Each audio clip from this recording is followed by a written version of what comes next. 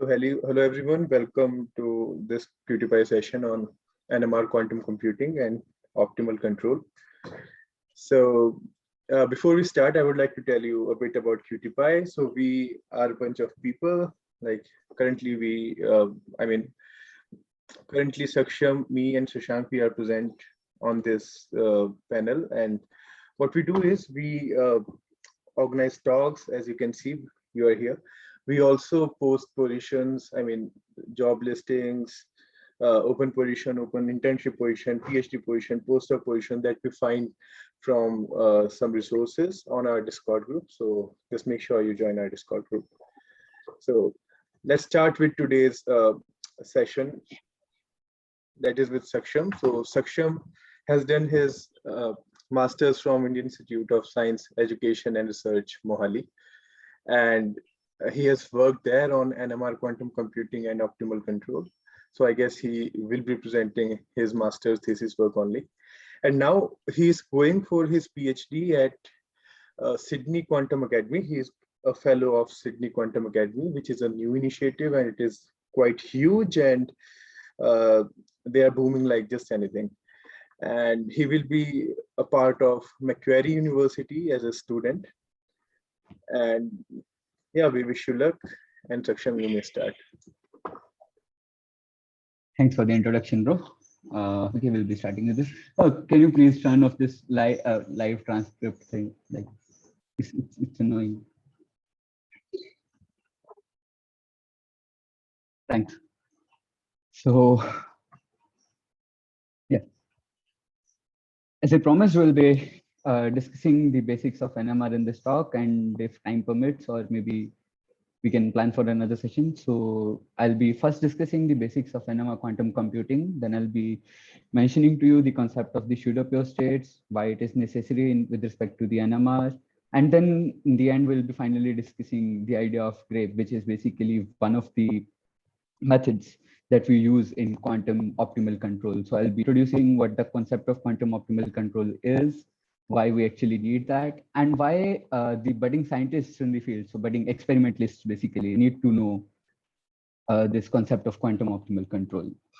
So yeah, starting right from the basic schematic of the NMR machine. So this is the main machine. It costs a lot. So let's dissect what's in there. So we have, first of all, a superconducting magnet. The superconducting magnet, this magnet produces a field which is very, very large. It's like around 11 or 14 Teslas, which is nearly impossible to generate with the help of, the permanent magnets or the regular electromagnets that exist in nature. So what we do is, we take conducting materials, we cool it down to their temperatures where we can, realize their superconductivity, which is basically done with the help of this liquid helium jacket, which cools it down to around 4 Kelvin temperature. Then we have what is called an outer jacket of liquid nitrogen. This jacket basically makes sure that the boil-off rate of helium, because of the higher temperature of the surroundings, is very, very low, because liquid helium is quite costly as compared to liquid nitrogen. So we use an outer jacket of liquid nitrogen to preserve this helium. So we have a few important points to note here. First is this probe. This probe will be playing a very important role in transmitting as well as receiving the RF signals. I'll be explaining what this means, but yeah, this probe is an essential part of this machine. And the second thing that you need to note here is that the system, this tube, which will be containing our NMR sample, this is in direct thermal equilibrium with the surroundings. So we are not cooling it down to the liquid helium temperature or liquid nitrogen temperature. This will be in direct thermal contact with the surroundings. And the second thing that you need to know is that this tube will be sealed. So those of you who have knowledge about the concept of ensemble, so you must already have got this point that we'll be dealing with canonical ensembles here. But for those who are not familiar with the concepts of what ensembles are and studied thermodynamics in that detail, so I'll be using a couple of slides to introduce those concepts so that you don't feel any kind of a lag here. So the concept of ensembles basically starts with the concept microstates and macrostates. So we'll take this very simple example of coins in a bag. Let's say we have around 100 coins in a bag, and we have an event where we randomly toss all these coins at the same time. So what information we can have from this concept? Say we have this 100 coins.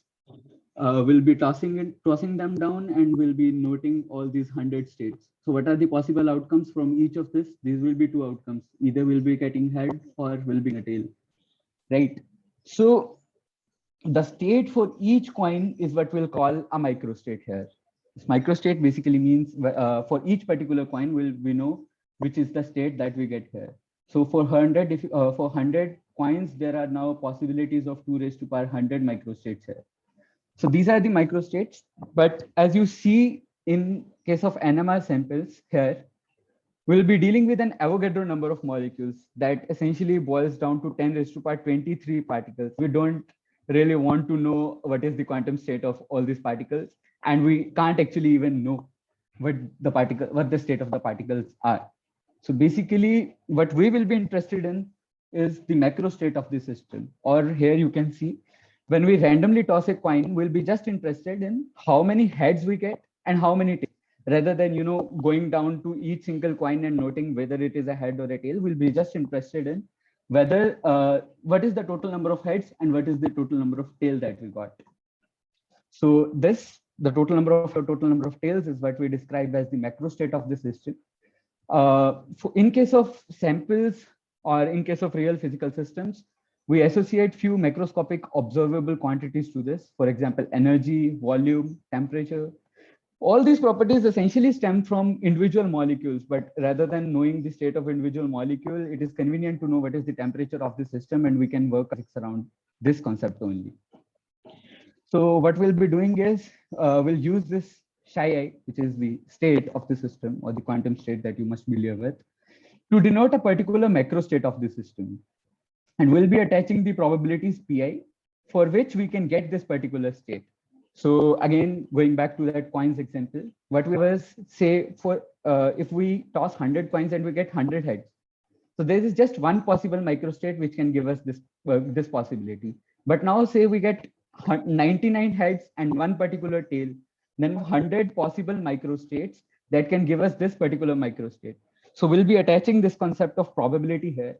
This has nothing to do with the quantum mechanics. It's just because that we are not boiling down to the microstates of the system, or simply because we are ignorant of a system, we are not receiving as much data as we should. So we'll be associating this probability values Pi here. So how physicists like to treat them is in the way of ensemble. What we essentially do is we make W fictitious copies of our system. These don't exist in real system. It's just that we make these copies in our mind. And then what we do is we count number of microstates or the number of times a particular macrostate appears in this system. So say we tossed a coin and we got 56 heads of innumerous number of possibilities. So what we do is this number of states that we have for this particular macrostate, we divide it by the total of possibilities, and this is the probability that will be attaching to this Xi values here. So now you can see from this particular concept, we can essentially run the density matrix or the density operator for the system. This is the Xi, the macro state of the system, and this is the probability concept that I just introduced here. You guys must be familiar with the concept of density operators from our earlier sessions with Satvik Singh and Shashank, who explained this in quite a bit detail.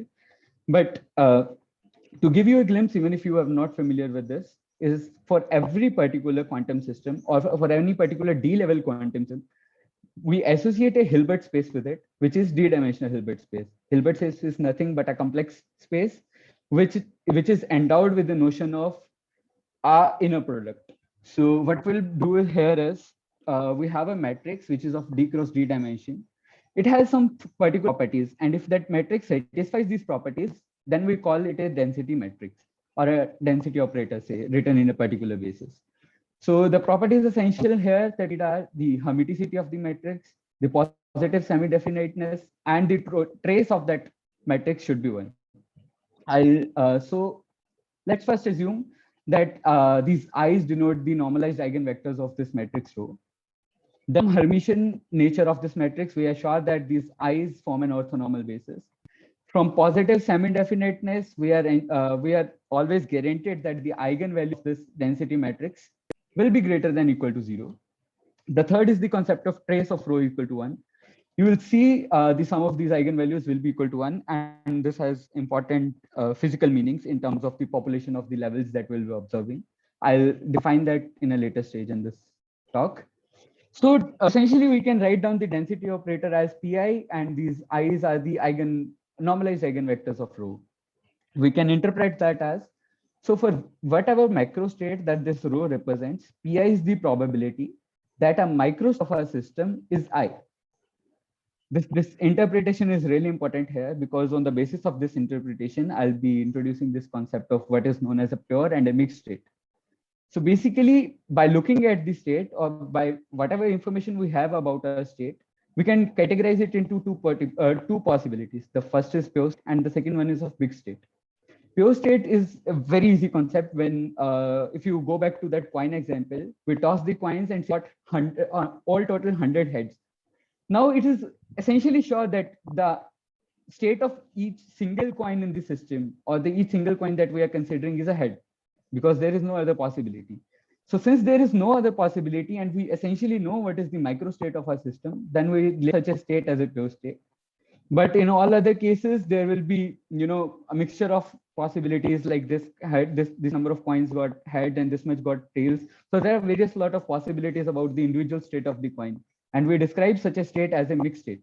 So you must have heard these concepts when you came across the courses in quantum computation or quantum information. Even if you are not, this is essentially what it boils down to. Now, being a physicist, we'll obviously mostly be talking about systems that are in equilibrium with the surroundings. So when we write down the particular Schrodinger equation for the mixed state of our system, this is the Schrodinger equation. Now we are, since assuming that our system is at equilibrium, so what we essentially mean that there is no time dependence of rho. Essentially, this then boils down to that the Hamiltonian and the density operator of our system commutes. And from the properties of commutativity, we can definitely assume, or we are assured, in fact, that there exists a common set of eigenvectors which is both which can simultaneously diagonalize both the Hamiltonian as well as the density matrix of the system, and that are known as the energy eigenstates, and the corresponding eigenvalues here, that will be then the energy eigenvalues of our system. So as I mentioned, we have a concept of ensembles. So there are essentially three types of ensembles that we discuss when we study statistical physics or quantum statistical physics. So first is the microcanonical ensemble. This is the ensemble where we assume that the system has fixed energy. It is totally isolated from surroundings. It is not exchanging any matter with the surroundings, and it is not even exchanging any energy with the surroundings. So for describing such an ensemble, what we have is a fundamental assumption of statistical physics, which says that for an isolated system, all states of the system are equally probable. So basically, if we have different energy eigenlevels, there is an equal probability that the system will be in all these energy eigenlevels. So basically, if we write down the density matrix of our system, we'll be having equal probability 1 by n on our diagonals, and there will be no off-diagonal elements since we are working with an orthonormal basis or the energy eigenbasis. So basically, when all these elements will boil down to 0 because of the orthonormality condition. So this is what we call as a completely random ensemble. And this is the density matrix for a completely random ensemble. The second is the case for a canonical ensemble. This canonical ensemble is where we allow a system to exchange energy with the surroundings, but not matter. So for describing such a system, we have what is known as the Boltzmann distribution. You will have to take my word for it, because I will not be able to prove within this talk that this that will essentially follow this Boltzmann distribution. So this is the distribution that a system follows. Beta is essentially a constant factor, which is 1 upon kBt. Kb is the Boltzmann constant here, and Ei are the energy eigenlevels of our system. Z is what is known as the partition function of our system, and it is nothing but essentially a combination of exponential of all the possible energy eigenvalues of our system. So this is the probability that will be attaching with the state that will be in the eigenstate I. And here is how we write down the energy or the density matrix of our system in the energy eigenstates. So if anyone has question up to this point, you can please ask if any concept is not clear or there are any questions. I have one question.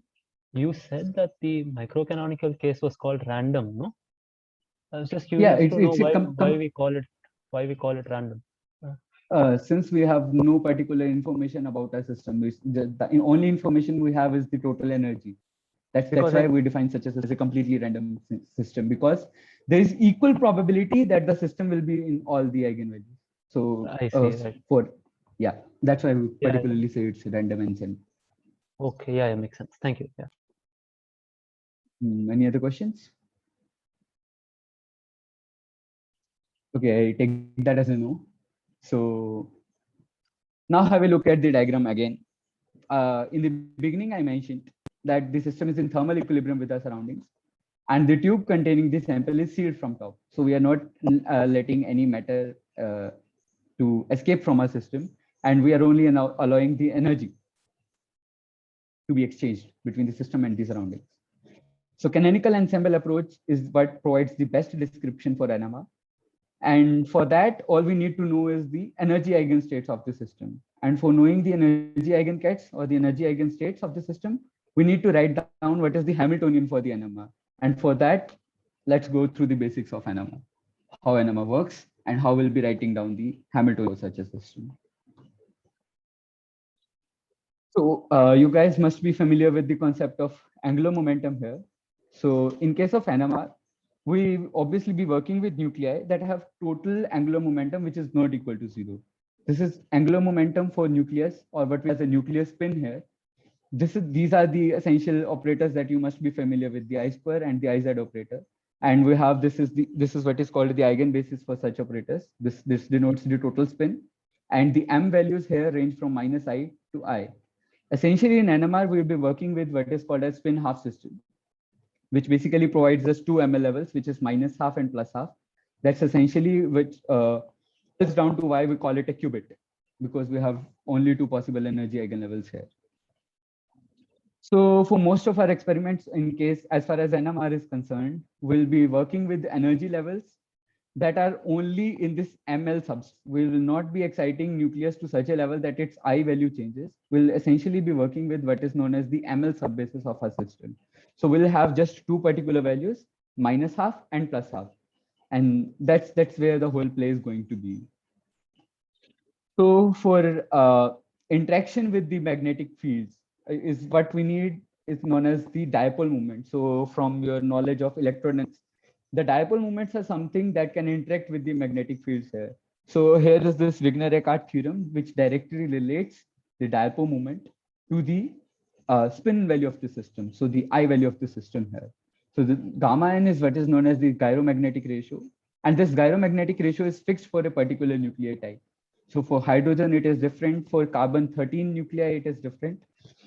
But for all different hydrogens, it will be the same. So the gyromagnetic ratio is fixed for a nucleus species here. This is an important point to keep in mind. We'll come back to this later. So in the beginning, I described what we call as the superconducting magnet. So what the superconducting magnet does is it provides us a static magnetic field here. So static magnetic field does it introduces the interaction between the different states, and what we get eventually is the split between the two energy eigenlevels. So the +half level and the -half level, which were initially degenerate, when we apply the magnetic field, the dipole moment interacts with this magnetic field and it breaks it down into the two energy eigen sublevels. And you can see the +half sublevel is down and -half sublevel is up, which essentially is because when you apply a magnetic field along this direction, classically most of the spins will be aligned along the direction of this the magnetic field, and very few number of spins will be aligned anti-parallel to this direction. So where our energy, since most of our spins will be aligning along this particular direction, will be this energy state must have to correspond to which is known as the lower value of our system. We'll prove this numerically also, that this is the lower eigenvalue, but if you are using the classical analogy to make it to visualize this, so this is essentially what it boils down to. So how will we be writing down the Hamiltonian of the system? Basically this term here. This term describes the interaction between the mu, the magnetic moment of the system, and the B naught, which is essentially the field that we'll be applying along the z-axis.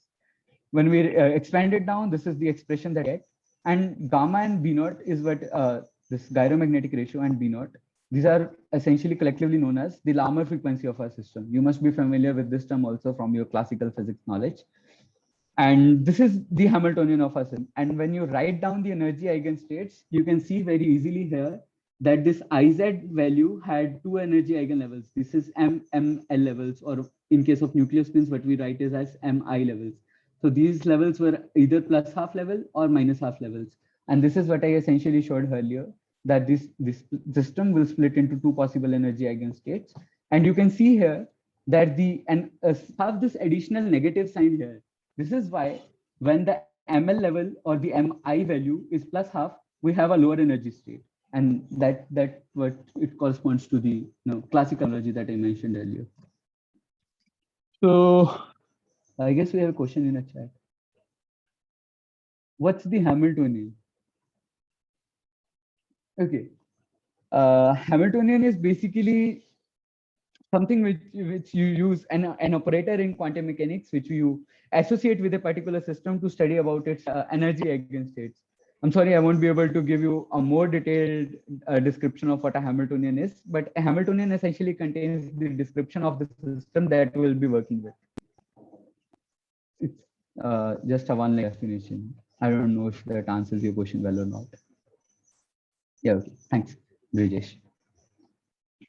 So, yeah, this is the picture we have here. I have a really cool vision to show you guys here at this point. I guess it will be really good if I share it right now.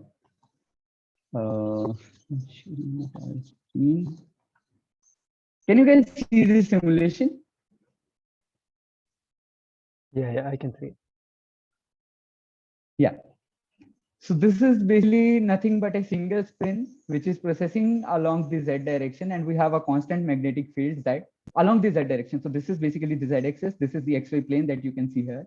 And when we are talking about an ensemble of spins, you can see here that a lot more spins are arranged along this direction as compared to the opposite direction of the magnetic field, which is because most of these spins tend to occupy the lower energy level, and the rest ones have to occupy the higher energy level depending upon the Boltzmann distribution here. So shifting back to the PowerPoint presentation. Yeah. So now we have a clear energy levels defined. We have a qubit system defined here. We have two energy levels. And what we essentially need now is to count the excitation of the spins between these two levels, excitation or the de-excitation of the spins. For this purpose, we'll be using what is known as the radio frequency field. How we write down this field is basically okay, so I have taken here the example of a field particularly oriented along the x-axis here. You can see B1 is the amplitude here, this is the frequency, and this is the offset of the field. Now to write down the interaction Hamiltonian, this is again this minus mu dot B naught interaction that we wrote down earlier. So essential point that you need to note here is that this omega or the RF frequency of the field, this has to be in sync with the Larmor precession of our qubits. Otherwise, the excitation is not going to happen. It's only when the frequency of your RF field is close to the frequency that is the energy difference between the two states, then only you can carry out the excitation. Otherwise, there's no point in applying the RF value. You will see no change in the system. So typically the magnitude of this interaction field, which will be applying with the help of the probe that I showed you earlier. So the order for this will be very less. It will be around 10 raised to the minus 4 Tesla. So the superconducting magnets that okay, Shashwat, you raised your hand. Yeah, so there's a question in the chat. It says, why is it that there were more levels when we had an ensemble? Is it because the individual members of the ensemble interact with each other's magnetic fields? No. It's not because of that. It's because we are using what is known as the canonical ensemble distribution here. So you have two particular energy eigenlevels. Okay, I can't denote it anymore. Wait. Yeah. So we have two particular energy eigenlevels here. This is the plus half level, and this is the minus half level. So what canonical distribution, or what we are talking about, is the Zeeman distribution. So this is the probability distribution that we have for Zeeman energy levels. Why is V1 perpendicular to the static field? Yeah, I'll answer your question just in a minute. So this is how it scales with the probability of occupation of levels, and this is the energy level of our system. So this is essentially the distribution that it follows. Now, we can't align all the spins back down to the 0th level, because for that we need temperature system cooled down to nearly 0. Since we have thermal energy from our surroundings, so some of the spins from this particular level will be cited to this particular ms minus half level. And this is what is known as the thermal energy. So we have some spins which are oriented against the direction of V naught because of this thermal energy. I hope that answers your question.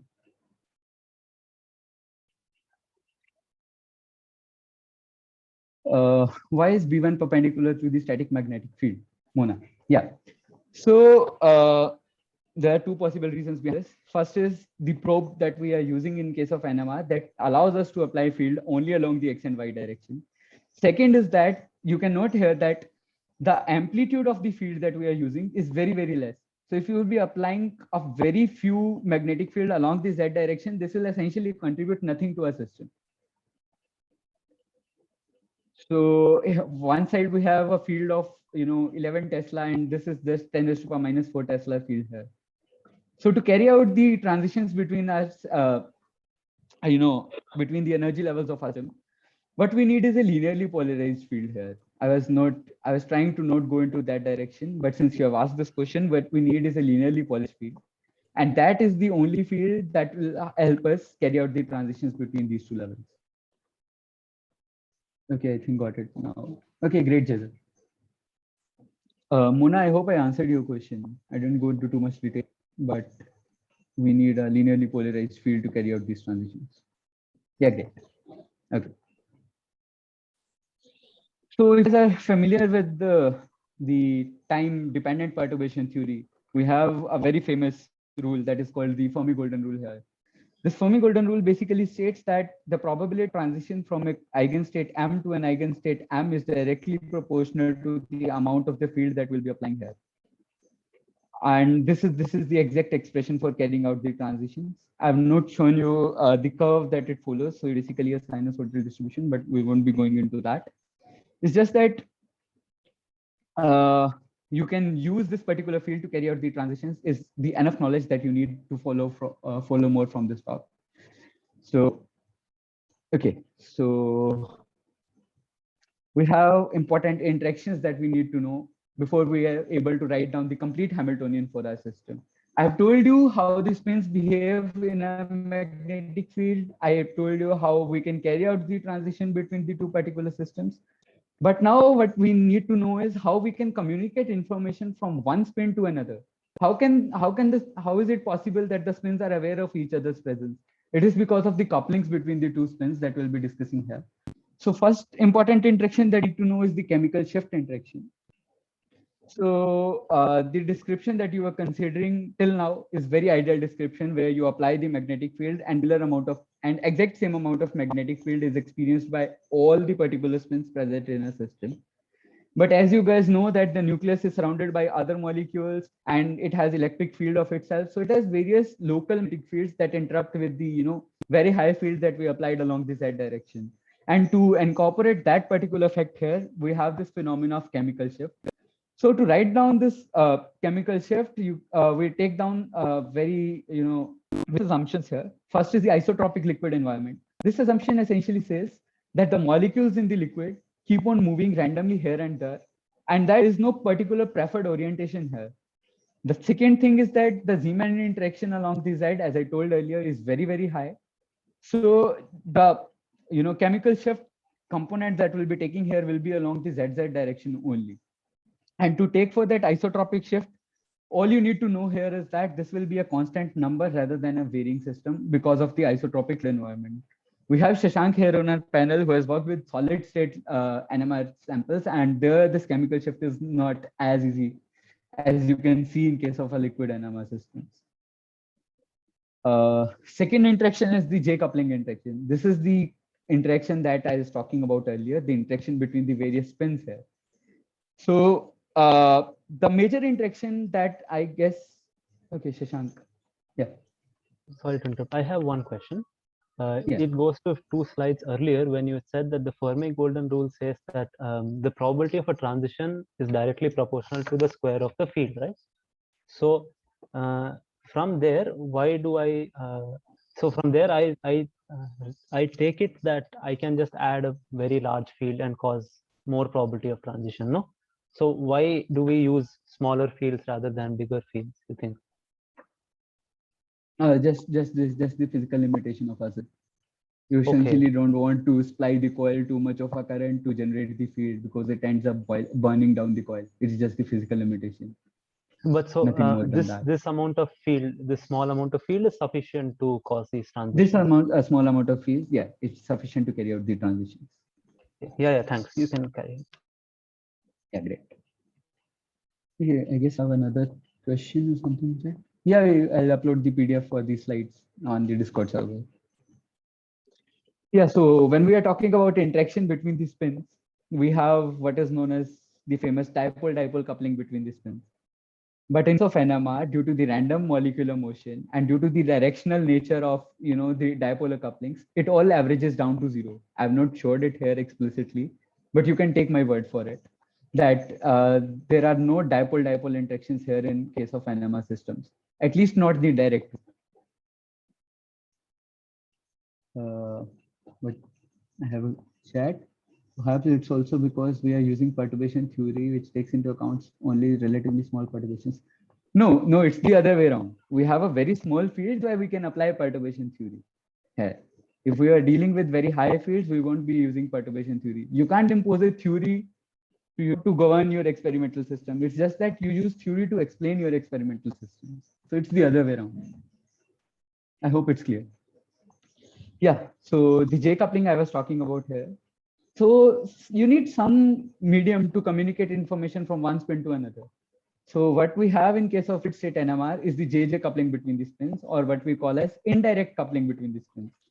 So nucleus, are connected to the through chemical bonds, and the electrons in those bonds, they can experience the field generated by the nucleus, and these fields can then be communicated from corresponding electrons in the bonds to the surrounding nucleus. And for that, what we have this Hamiltonian, which is basically known as the J coupling Hamiltonian, and we'll again be working very subtle assumptions that I stated earlier, and we'll essentially boil it down to just 2 pi. This is the J factor, that we have specific coupling factor between any two spins in our system, and we'll be having it predefined just from the the structure of our molecule, or how the molecule we're using for performing quantum computation was engineered in nature. We can directly find the J coupling value from that only. I hope it's clear. It's not that vague. If you have any question, you can please ask it now.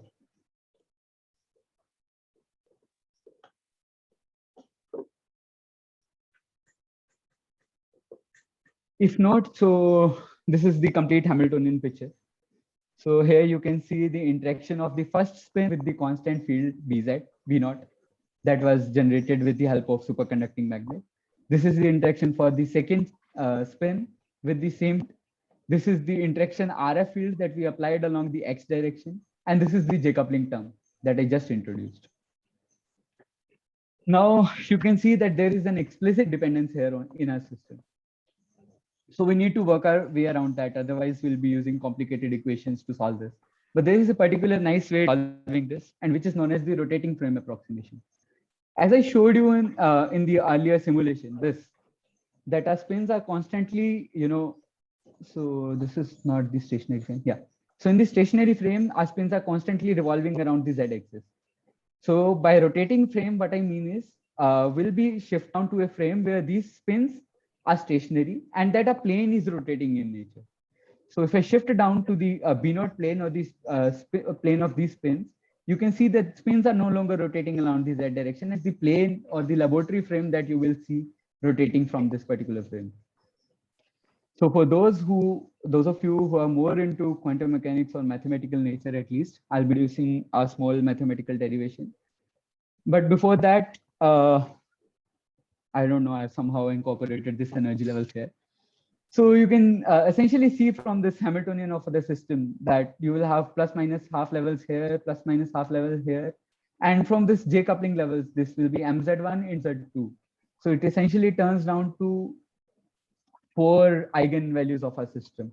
This plus half, plus half, plus half, minus half, minus half, plus half, and minus half, which is standard basis that we'll be dealing with in case of NMR systems.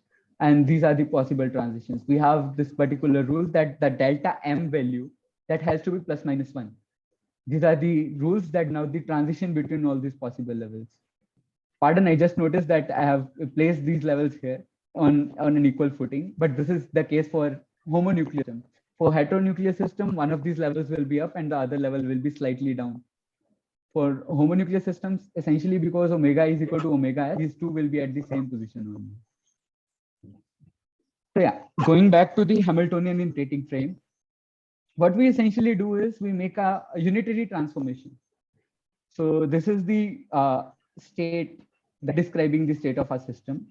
We apply a unitary to go back into a frame which is rotating with the frequency of the RF field that we applied, which I essentially mentioned earlier is equal to the precession frequency of our qubits. So if we write down back the Schrodinger equation, what we get is the Hamiltonian of our system in this particular rotating frame. Those who are familiar, this is nothing but the interaction picture of quantum mechanics coming into play here. We have both our Hamiltonian and a state which is getting affected with this. So if we go about solving this Hamiltonian in this section frame, this is essentially how we solve it down. This is an important assumption here. So I mentioned that we'll be using linear fields to carry out the transition. A linear polarized field is nothing but a combination of a right so a clockwise polarized field and an anti-clockwise polarized field, both moving in the same direction. It's just that if you have two fields, one is going clockwise and another one is going anti-clockwise, so the essential sum will be just along a linear line. That's what we call as a linear field. So I've used that approximation of two counter rotating fields here.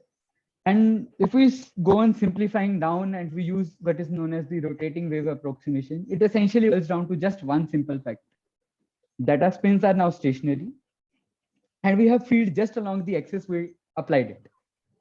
There is no Larmor precession, there are no rotation of spins, nothing else. It's just one direction in which we applied our field, very small field, the perturbation field that I mentioned. And our spins will be experiencing that field in this rotating frame only. So you can see there is no explicit time dependence here. We have simplified our Hamiltonian down to a very level. So next slide is here to give you the glimpse of what is essentially happening in a system now. This 0 ket vector denotes the half state. This 1 ket vector denotes the minus half state of our system. So essentially what is happening now is I'll apply a field along this x direction. So a spin will experience a torque and it will start precessing along the minus I direction. You can see as soon as I switch on my field, the spin is precessing along this particular direction. You can see this motion of the spin. This is what is known as the famous pi pulse in case of NMR systems, or even in NV centers or any experimental quantum computing platform that you are familiar with. Pi pulse is nothing, complete flip of the population of your states.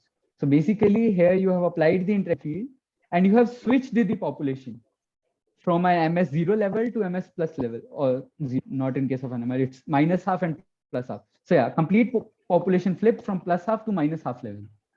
And if we keep on, applying the IX field, you can see the system will go on precessing about this particular minus I axis here. This is the minus IX axis. And this is how the system keeps on processing. And the spectrum that you obtain here is what is known as the Rabi oscillations of our system. So what we essentially now is we observe our NMR system. We see, so if you still remember that the transmitter coils and the receiver coils that I mentioned are in the XY plane. So basically when the system comes along this particular direction, or anyway in the XY plane, basically, we get a signal in NMR machine. And when it particularly orients about in the Z direction, there is no signal that we receive from us. So what we do is we keep the system moving along the IX direction, and we note the time that it takes to go back from no signal to maximum signal. That is essentially when your system has moved from this particular point to a point in the XY plane, when you have maximum signal, which is known as the pi/2 pulse for our system. Again, when it moves back from maximum signal to no signal, it is essentially known as the pi pulse for our system. I can essentially show you down this pi pulse and pi/2 pulses here from this simulation also. Since ensemble is difficult to deal with, so I'll be using this equilibrium single state spinner. So you see we have different options here, 90-degree pulse along X, 90-degree pulse along Y. So I apply down a pulse along the Y-axis. You can see the system has now moved into the X plane. I again apply a pi hard pulse. It has gone back to 0. So there is no signal here. I again apply this field. You can see we start getting a signal here in NMR machine. And we again apply this. It is essentially along the Z-axis and we have no signal here. Similar is the concept with the 180-degree pi pulses. You can see I applied the pi pulse. There was just a delta signal and I will have nothing on my NMR machine. It's just how the concept of pi pulses work here and the concept of 90-degree pulses that I guess every experimentalist and at least quantum computation should be familiar with, this concepts of pi and 2 pulses and Rabi oscillations. So if you have any questions till now, please feel free to ask.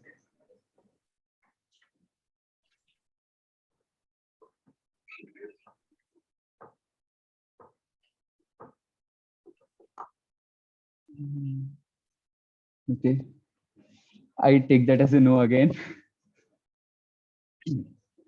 Guys, I really want to push for the questions here. If you have questions, please unmute yourself and ask. I really want this to be more of a descriptive talk rather than just me talking. It will be great if we have discussions there. Yeah, Shashi, go ahead. I have just one question. So, like you said, so in my machine, what I'm measuring, I can find out the time period of these oscillations, right? From there, so I will know the Larmor frequency of the spin. No, not the Larmor frequency of the spin. So right.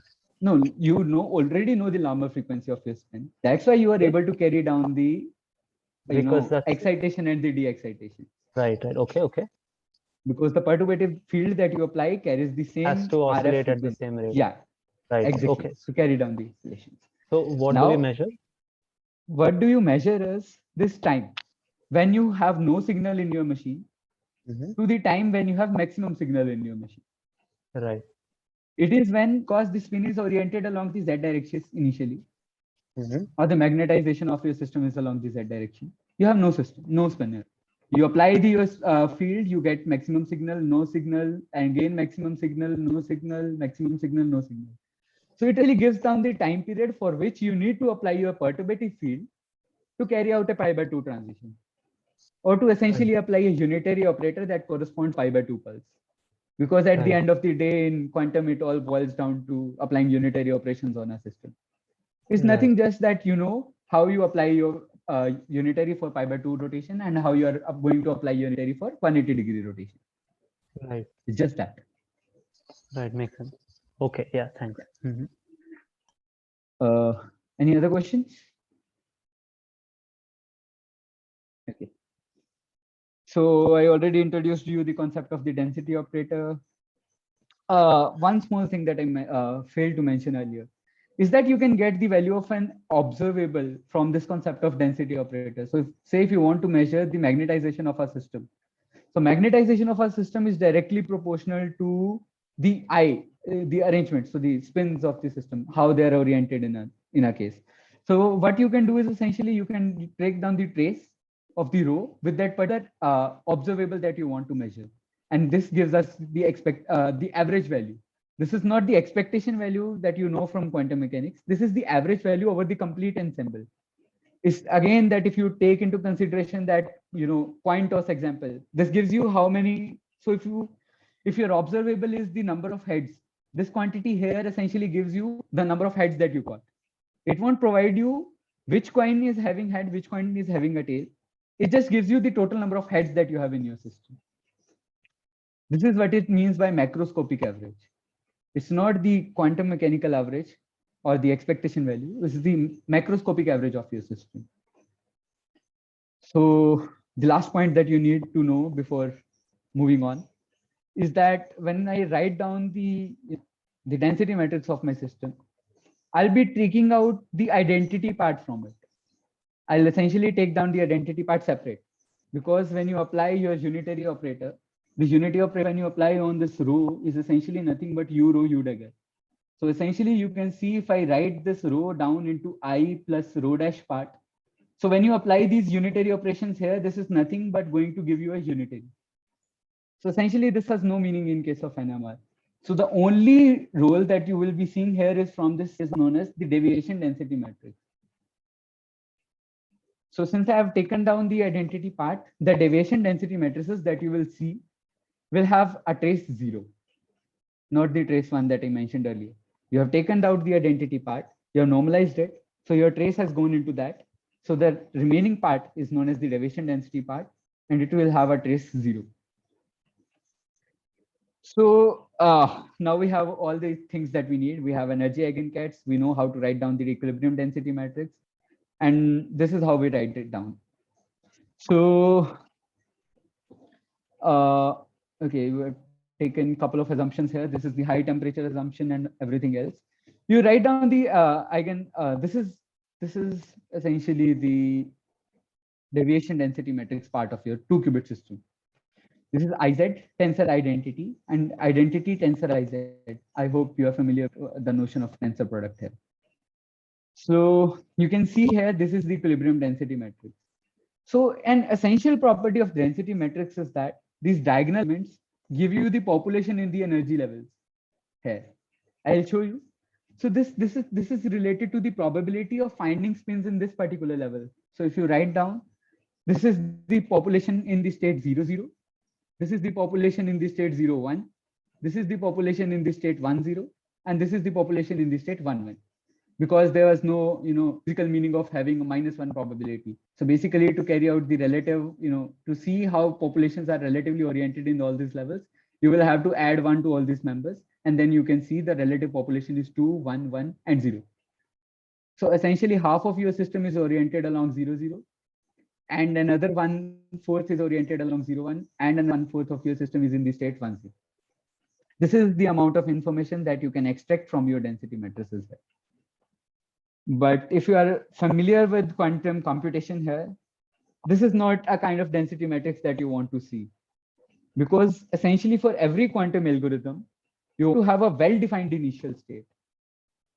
Or you want your population to be located in just one particular level and not distributed over various sub-levels.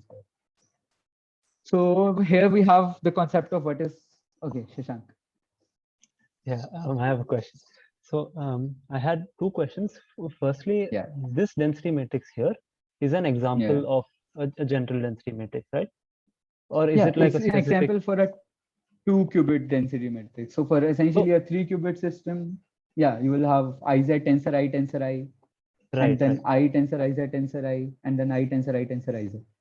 Okay. So in general, so if I apply these Hamiltonians, which have these RF pulses in them, I expect that this density matrix will change with time and stuff. No, you don't apply your, okay. If you don't apply any Hamiltonian, this is the density matrix that you will be getting. Okay, so from here it changes with time. From here it changes with time when you apply your unitary operations, the pi/2 pulses, the pi pulses essentially. So when you write down, you apply those unitary operations, then you will see this density matrix changes. And that's what we need to do actually. We need to get our population oriented to one particular level so that we can start performing quantum computation with these systems. Right. Okay, I understand. Also, just one more thing. Just remind me, this inverse dependence on temperature, does it make sense to you, like intuitively, why you expect that there's 1 by temperature dependence, or do you expect that you? So, is there a way you understand why there is a 1 by T factor here in the? So okay, you guess what will happen if your temperature is essentially 0.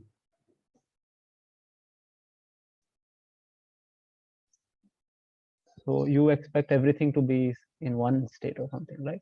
In one particular state. Yeah, that's what people will get. So when this is very, very high, you have essentially, okay, wait a minute.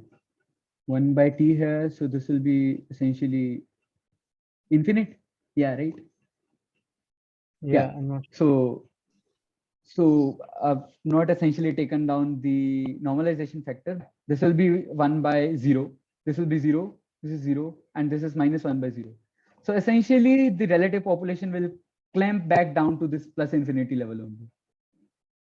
Oh, I see. If that makes sense. Because when you again normalize it back from this population, it will just climb back down to the 0th level. This is what you intuitively think also, that relative population will be oriented along the 0, 0 axis. Okay, so you're saying the higher I'm the not saying- temperature, the lower the temperature Yeah. is, the more population is cluttered in the one state, the 0. Yeah, exactly. This is Yeah, yeah. the concept of a pure state. Right. Okay. This is what Yeah, we yeah, mean that by makes having 100 heads on tossing random 100 coins. right. It's just that when you start getting random answers, it is because of the thermal energy or the energy you have from your surroundings. Right. Okay. Yeah, thanks. There's a question from Cesar. Yeah. Should take into account the identity part of our density matrix. Yeah, that is why essentially this matrix was boiling off. Yeah, you need to take into account the identity. So that will add one particular to this. And then you can see how this population will be oriented. The entries will also shoot up, right? Which entries? Sorry. But basically, at the end of the day, the first number will always be much larger than the other. Yeah, that's what essentially it means by having just population in one particular level. Okay, yeah, thanks. Yeah, thank you.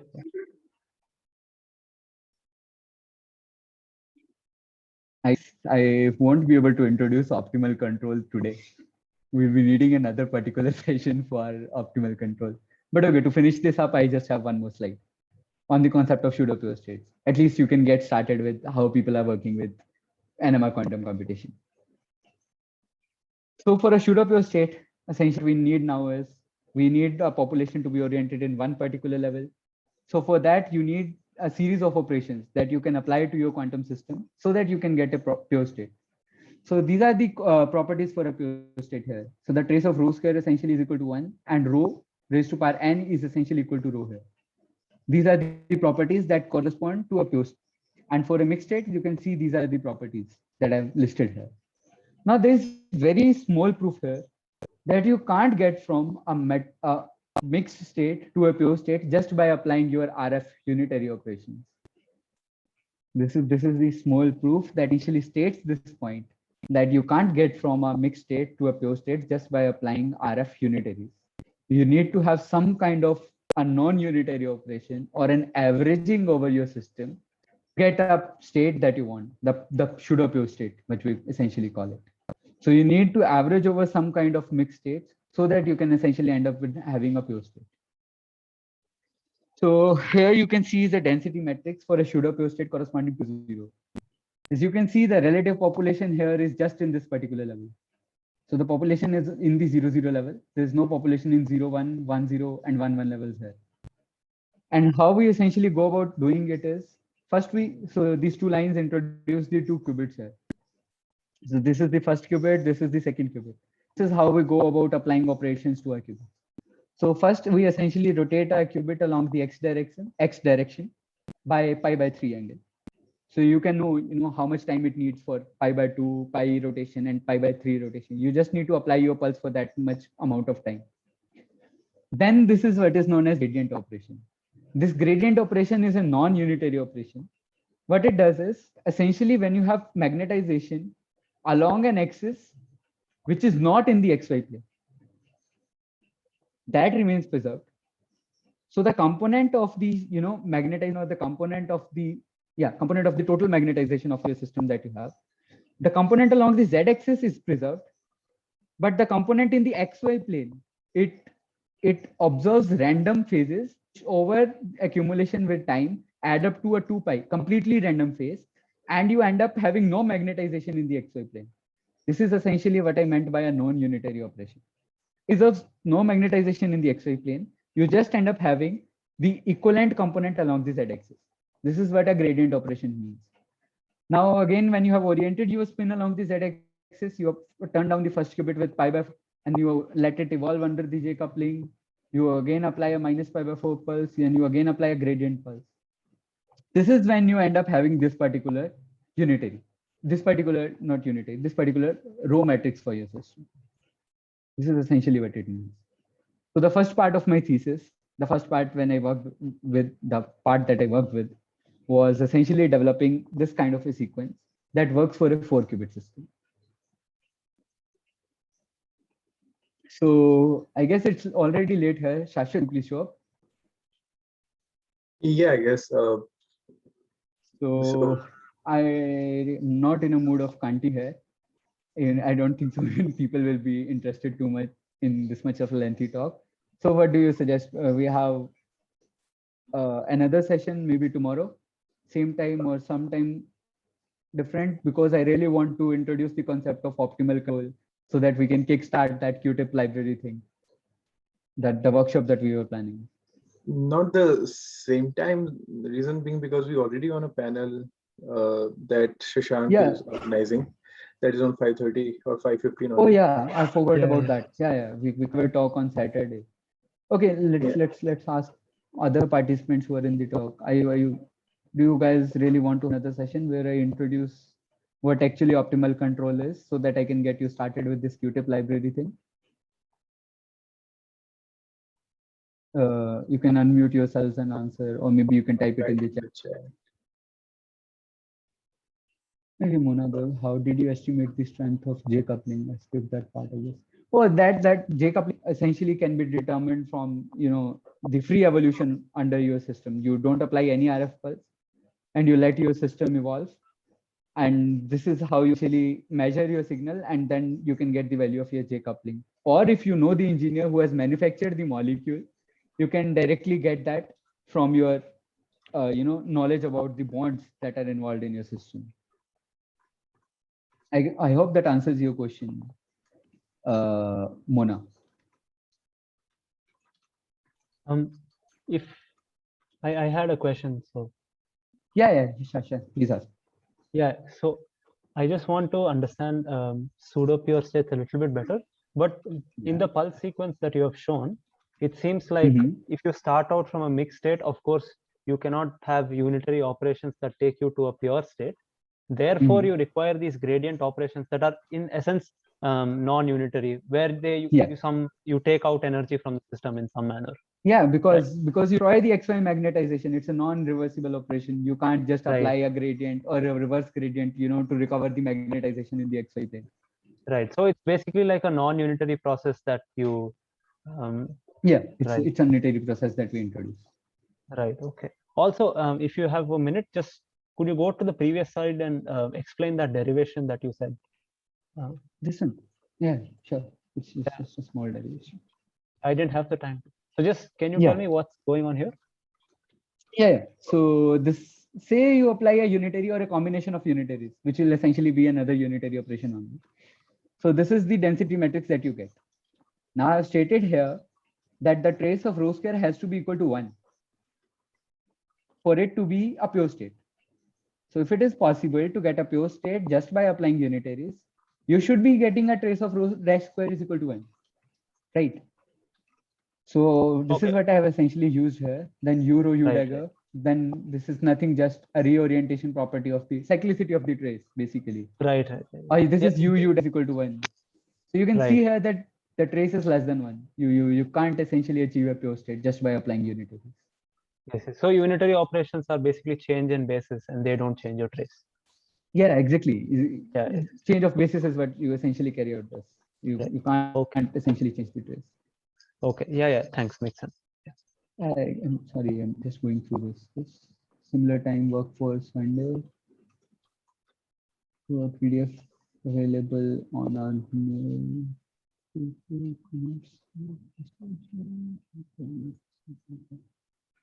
Okay, Shashwat, I really didn't end up with a conclusion. When are we planning to next session? Yeah, but you can conclude something from today's talk.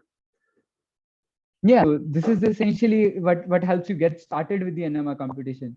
Now, at least those of you who have attended the complete, you know how we apply different unitary operations, how we perform our Hamiltonian operations on our system, how we are boil down our system essentially to a pure state, and how we can test different algorithms, because algorithms are nothing now, just different unitary operations. And that can be really broken down into combination of pulses, the one that I showed you earlier also. So this essay concludes the basics of NMR. I'm sorry I couldn't finish the quantum optimal control part. It just took a lot of time. No, it's not about you being sorry, because uh, we were lucky to have an audience that were really engaged in your talk. So yeah, of course, it took some time, but we enjoyed it a lot. So I would like to take this opportunity to ask people if they have any questions. Yeah, please feel free to shoot your questions.